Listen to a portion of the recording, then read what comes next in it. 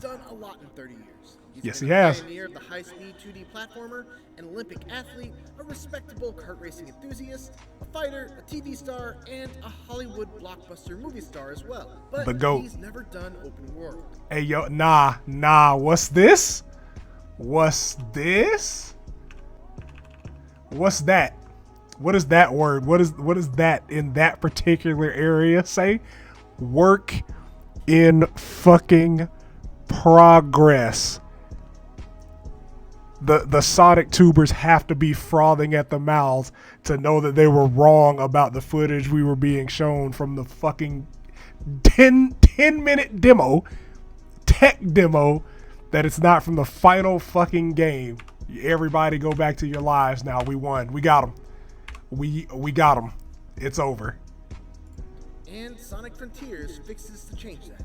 I was fortunate enough to be one of the first people outside of Sonic Team to go hands-on with Sonic Frontiers, and let me just say, if you're worried about how the blue blur will fare in this unfamiliar genre, well, I think Crush 40 probably put it best. Open your heart. It's gonna be alright. Yeah, it is. Like I said, I was never a fan of like extreme judgments in either direction, but what I saw didn't raise any concerns. Right from the outset.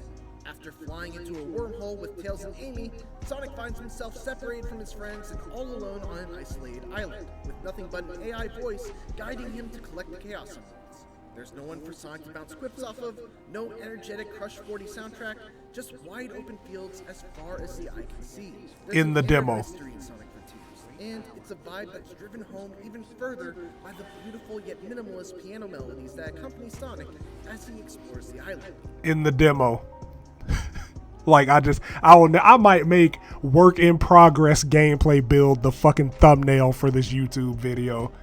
I might just do it to him just off the culture. This is a very intentional choice. I asked Sonic Team head Takashi Iizuka to describe. You need to get a new cut. It's probably gonna be on PC too, bro. And he said past games in the Sonic series have taken different tones depending on their stories and themes. This time, these mysterious islands are the game's major setting. That's why our artists have worked hard to create a mysterious mood. Of course, the big new change in Sonic Frontiers is the shift from purely linear levels to a huge open world where Sonic can freely run in any direction. But Sonic Team doesn't like to use the term open world to describe Sonic Frontiers' gameplay, instead referring to its style as being open zone. Open world games like Zelda or other AAA games fundamentally have RPG or adventure worlds. For Sonic, the core here is a 3D action game.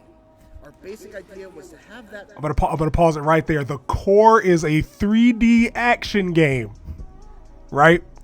So you don't need crazy fucking movement in an open world setting, right? Because that's not the platforming aspect of the game. Chill out. Everybody just fucking breathe. It's gonna be okay. Take place in open space. What sets Sonic Frontiers apart is this different approach to an open game world. Having played Sonic Frontiers for about 4 hours, it's easy to see what Izuka-san means. Sonic Frontiers' open zone design is very different from any other open world I've played. It's a giant playground. Every few feet there's a bumper spring that bounces you like a pinball between 5 other bumpers before putting you on one of the many grindable rail tracks. Or a speed ramp that sets you on a completely different path leading to some other collectible or reward. Or a line of rings that you can lightspeed dash into. Essentially, they've taken that core appeal of every Sonic level having multiple paths that eventually loop back around to the main one, and applied that to these giant non-linear open zones. One thing that has to be noted is that I want a demo, not for the reasons that other people want a demo. I want a demo so I can just fuck around. And so on are just inexplicably floating in the air all around, which isn't totally unusual for a Sonic game. Wait, run it back. Run that back, Turbo. Meaning that rails, platforms, boost rings, and so on are just inexplicably floating in the air all around, which isn't totally unusual for a Sonic game, but it isn't totally unusual for a Sonic game. I'm done. I'm out. Video over. Thanks, guys. Appreciate it. Yep. Told y'all. Told them to wait. Told them to do it. They didn't. I told them.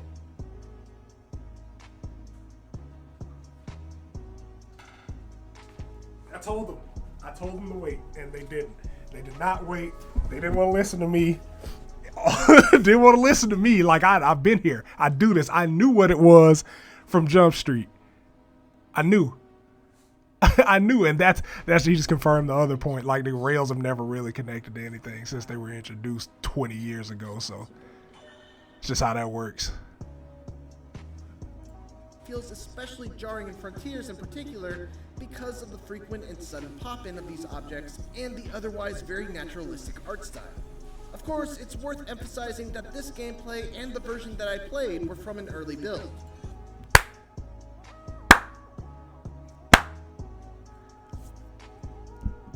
We're from an early build. God, I love being right. Man, I used to get tired of it, but like, it's one of those things that I've just embraced.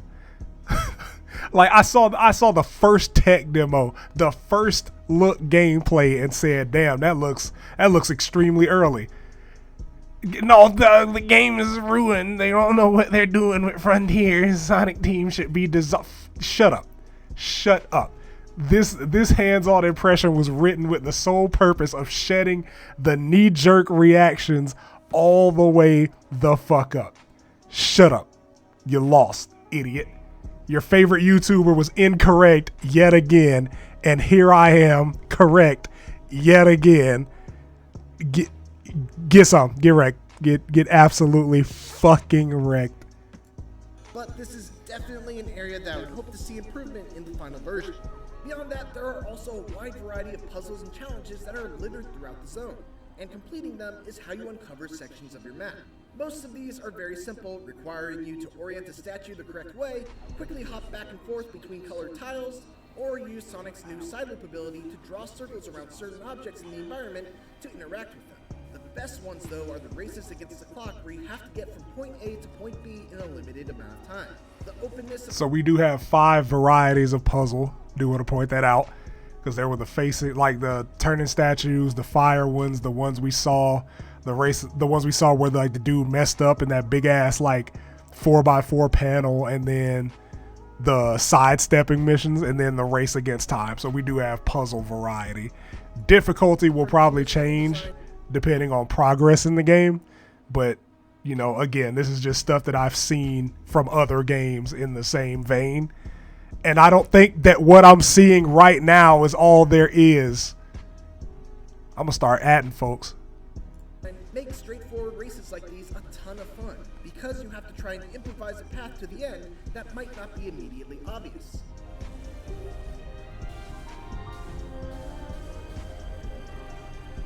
There are some exceptions, but combat in traditional Sonic games generally isn't a thing. I can already hear people talking shit about Frontiers being basically Forces 2 because they showed Forces gameplay right here, like Forces isn't the most recent mainline title. Man, y'all are so unbearably predictable. That goes much deeper than jumping, rolling, or using a homing attack into enemies at the right time. That changes in Sonic Frontiers, which now has you fighting all sorts of wandering enemies and mini-bosses using an all-new array of incredibly flashy attacks. It's not all style and no substance though. Sonic is able to quickly dodge using the bumper buttons on the gamepad, and by pressing them together, he can even parry attacks with the right timing. Oh shit! It also feels much more powerful, landing with a ton of impact and keeping Sonic stuck to his enemy, allowing for a flurry of follow-up strikes. One of the things I really appreciate about the combat from what I played is that there are usually multiple ways to deal with specific enemies. Like, take for example this guy, who has an impenetrable shell that you can expand into spinning blades and throw at you. One way to deal with him is just to carefully time your homing attacks so you don't get hit by the blades. But if you do that, the window to damage him is small. To increase that window, you can either parry the blades and knock them away right before they hit you, or you can even use Sonic's side loop ability to encircle the enemy, which causes the shell to go flying upwards. Sick. I do appreciate that there's multiple ways to deal with enemies. Like, that's always, I don't like a clear-cut enemy type all the time, especially in like an open world game. That's one thing that Sonic's always really handled well though, is like, you know, enemy variety. At least in like adventure style games or the classic games, because it got to a point where they were just like, you know, since you're boosting, you're gonna run into them and they don't really do too much. Like they'll swing at you or shoot at you and they can snipe you out of your movement. But I think that's really good. Give me 1 more second. I'm gonna step away real quick. I'm gonna cut this part out of the YouTube video, but since you're here for the stream, you gotta hold that. I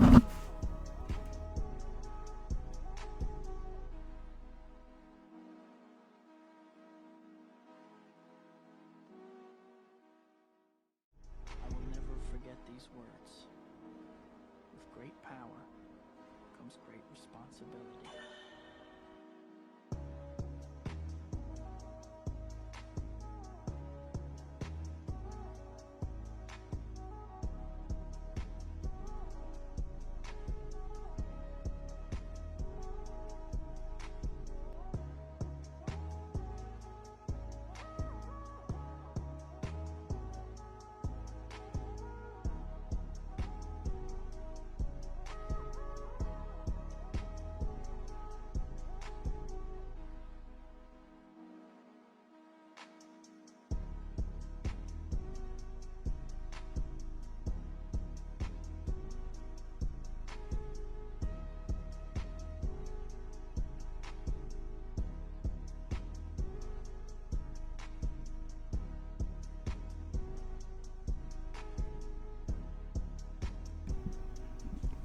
All right, sick.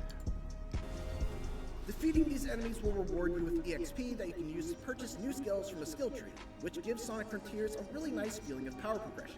Did you hear that? New skills that you can purchase from the skill tree to extend combos, boost power, give yourself a new combat direction. I be telling y'all, just a tiny bit, like a grain of patience and logic will take you to the fucking moon. Even in just the relatively short amount of time that I played. Some of the later skills that you can get are just unbelievably cool. And it's super satisfying to see Sonic Team experiment with different ways that Sonic can attack enemies beyond just spins, jumps, and bumps. In addition to these smaller enemies, there are also a handful of enormous world bosses. PSO2 bosses. These are near Shadow of the Colossus-esque in their scale, with one in particular against a beast named Asura, requiring Sonic to bait the Titan to slam the ground, and then boost up its arm in order to reach the weak spots on its head. It's an ambitious boss battle, far beyond anything I've seen in the Sonic series to date, but it's also the part of the game that needs the most work. Far too often, I'd fly off the boss's arm without knowing why, or I'd get to the top and for some reason lack the momentum needed to actually reach the head. That's fair. That's That's a fair criticism. Even though right then you just showed yourself getting fucked up running into the red rings. Done in the style of previous Sonic games, giving Sonic Frontiers a nice mix of both old and new styles. These classic levels each come with a handful of optional goals, like beating the level under a certain time, collecting all the red rings, and so on, with each goal rewarding you with a vault key, which are needed to unlock the coveted Chaos Emeralds. Cool. So like you explore the open world to get to the cyberspace to get the key, and then the key gives you the Chaos Emerald. Series into uncharted territory, and based on my time with it, Sonic Team seems to have hit upon a winning formula.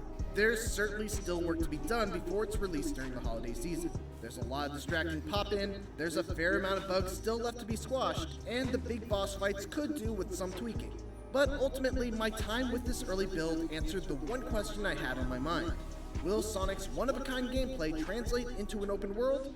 The answer is a resounding absolutely. Thanks for watching, and tune into IGN for more Sonic Frontiers coverage as part of IGN First. And for everything else, keep it here on IGN. Yeah, that was cool, man. I'm excited. I'm excited for the game, man. I just want to play it.